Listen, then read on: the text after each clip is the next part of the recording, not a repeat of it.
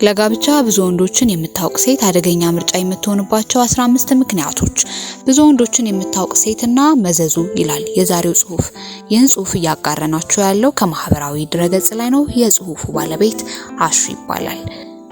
ለጋብቻ ብዙ ወንዶችን የምታውቅ ሴት አደገኛ ምርጫ የምትሆንባቸው 15 ምክንያቶች።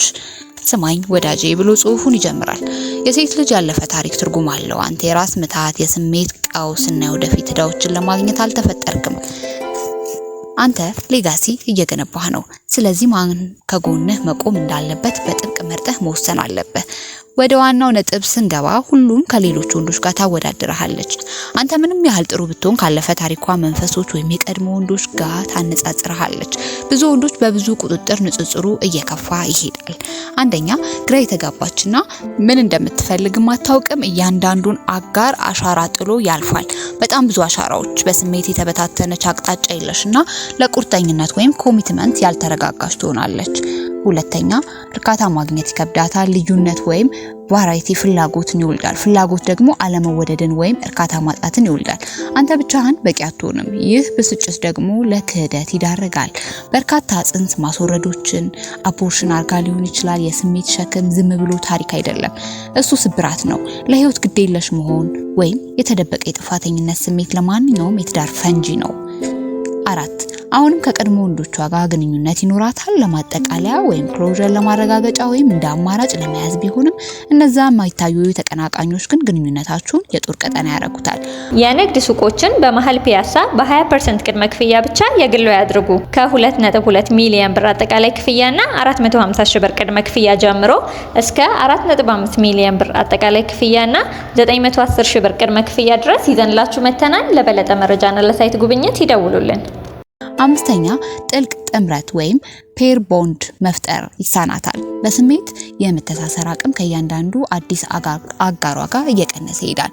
አንተ ጋር ስትደርስ ይህ አቅም ተሟጦ ሊሆን ይችላል። ስብራትና ሸክም ተሸክማለች። የተለያዩ የከሸፉ ግንኙነቶች የስሜት ቆሻሻን ይቆልላሉ። ገምት፣ ይህን ቆሻሻ የሚያጸዳው ማን ነው? አንተ ነህ።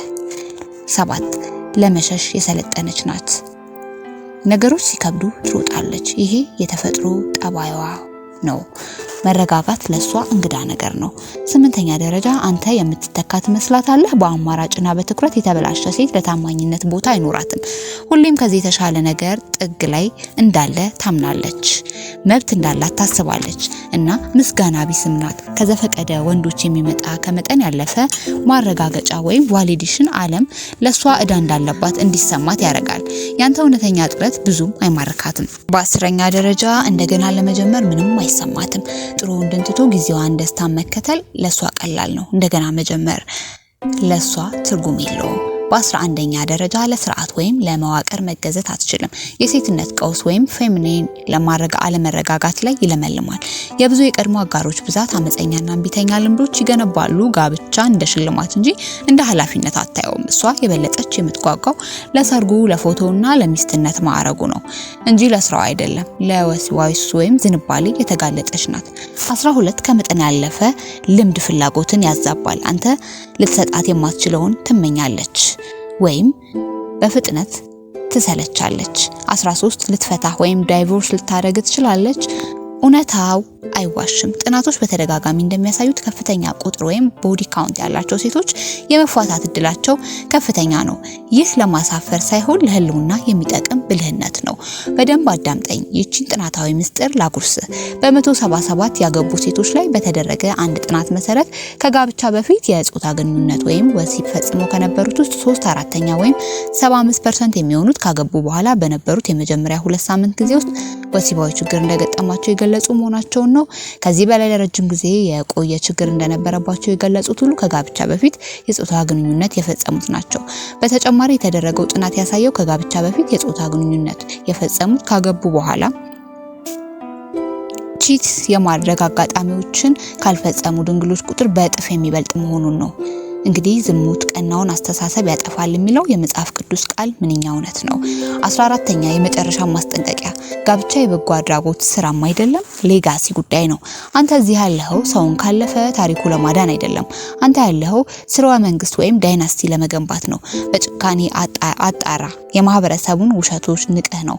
የሴት ልጅ ያለፈ ታሪክ ከሷ ጋር ለሚኖርህ የወደፊት ህይወት ንድፍ ወይም ብሉፕሪንት በደንብ አንብበው።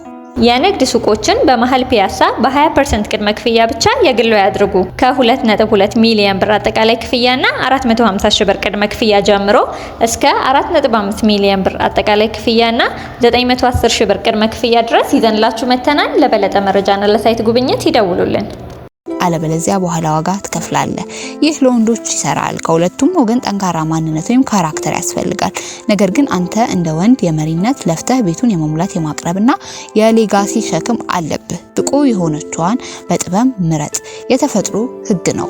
በመጨረሻ እውነቱን ለመቀበል ድፍረት ይጠይቃል። ዓለም የምትነግርህን ጣፋጭ ሸትተህ የመረረውን እውነት ስትውጥ ህይወትህ ይቀየራል። ምርጫህ የራስህ ነው፣ ውጤቱ ግን የሁላችንም ነው። ዛሬ የምትዘራውን ዘር ነገ የምታጭደው ፍሬ መሆኑን አትርሳ። ወንድ ሁን፣ ድንበርህን አክብር፣ ቤተሰብህን ጠብቅ። ለወሬ ብቻ ሳይሆን ለቁም ነገር ቦታ ካለ አሁን በዚች ሰከንድ ጣትህን አንሳ።